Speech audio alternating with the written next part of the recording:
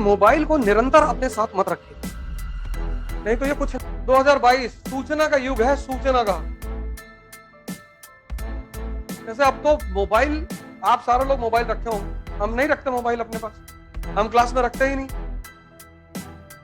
आप कहीं भी पता कर लीजिए, मैं क्लास लेने आता हूं तो मैं मोबाइल अपने साथ नहीं रखता। मैं मंदिर के अंदर जा रहा हूं, मैं मोबाइल लेके नहीं जाऊंगा।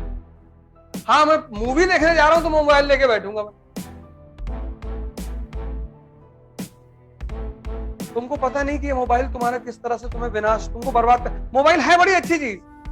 अब जैसे मुझे इकोनॉमिक सर्वे पढ़ने की जरूरत नहीं होती, देश के बड़े बड़े इकोनॉमी के टीचर हैं, सबका लेक्चर अपलोड हो जाता है यूट्यूब पर।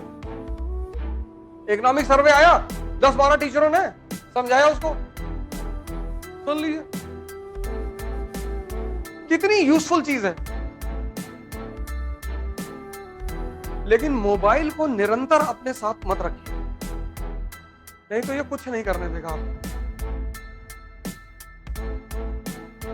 इसकी बड़ी खतरनाक आदत है, वो आपको अभी एहसास नहीं होगा। ये आपकी जो कंसंट्रेशन की क्षमता है ना, उसको मार देगा। फिर कुछ भी करोगे, कुछ भी करोगे, कंसंट्रेशन एक बार खत्म हुआ, मतलब टूटा, बिखरा, तो उसको दोबारा बनाना बहुत मुश्किल काम है। दुनिया में अगर मन की स्थिरता को चेक करना है तो आदमी को किताब दे दो,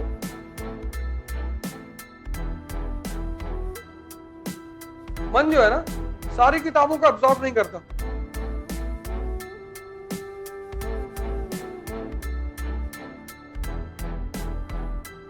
किसी के मन की स्थिति चेक करनी है, उसे किताब दे दो। कुछ लोग एक पेज पे सोने लगेंगे, कुछ 2, कुछ 5, कुछ 8, क्योंकि अगर वो समझेगा नहीं तो वो सोने लगेगा। ये उसकी बड़ी खास बात है। इसलिए आज लोगों के लिए किताब पढ़ना बहुत मुश्किल हो गया है।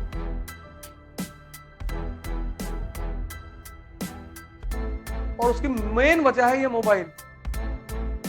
इसने लोगों के कंसंट्रेशन को खत्म कर दिया, मार दिया।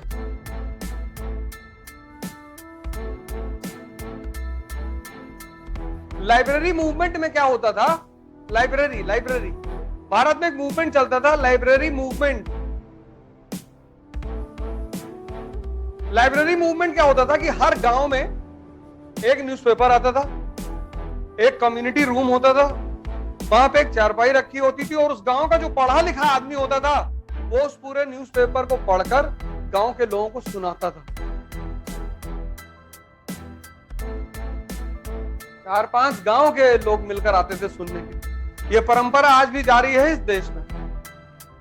सुबह 6 बजे लोग चाय की दुकान में पहुंच जाते हैं, और जितना अच्छा करंट अफेयर उनका है उतना तैयारी करने वालों का नहीं, क्योंकि न्यूज़पेपर को तैयार करने का एक ही तरीका है, ग्रुप। ये जो छोटी छोटी चाय की दुकानें बनी थी, यही तरीका ही था न्यूज। आज भी गांव में प्रथा, आज भी शहरों में भी है कि सुबह 6 बजे लोग आ जाते हैं घर से, और एक आदमी पेपर पढ़ता है, और फिर 4 लोग बैठ के एनालिसिस करते हैं। और जितने गांव के आदमी को यूक्रेन और रूस के बारे में इंफॉर्मेशन होगी, उतना इस क्लास में बैठे हुए लोगों को नहीं होगी। कौन सी पनडुब्बी डूबी है, उसकी खासियत क्या थी, सब बता देंगे वो,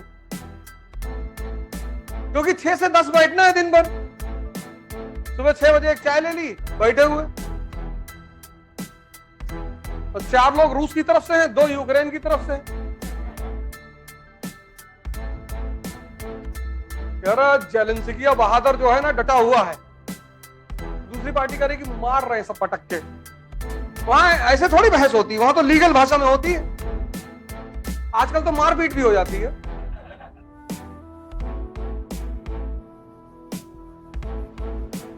लेकिन एक बार मैं बार बार आपसे कहता हूं कि पढ़ने लिखने से कुछ नहीं होता ही नहीं, कुछ नहीं होता। पढ़ने लिखने से कुछ होता ही नहीं। पढ़ाई का एक ही उद्देश्य है, दिमाग को खोलना। E is equal to E, education is equal to enlightenment. मतलब जब तुम स्कूल से निकलो तो तुम्हें देखकर चीजें समझ में आनी चाहिए।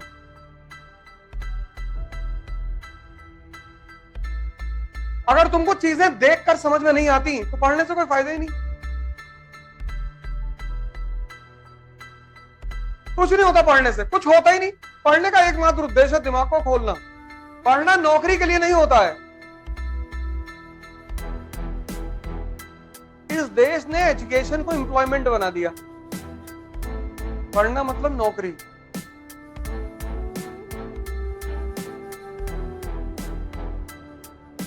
और ये मैकाले की देन है, नौकरी, वो भी सरकारी।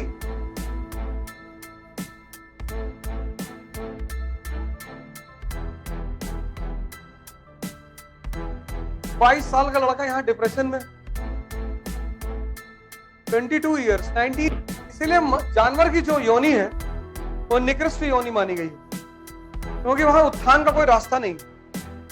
जानवर इंद्रियों पर पैदा हुआ, इंद्रियों पर मरेगा।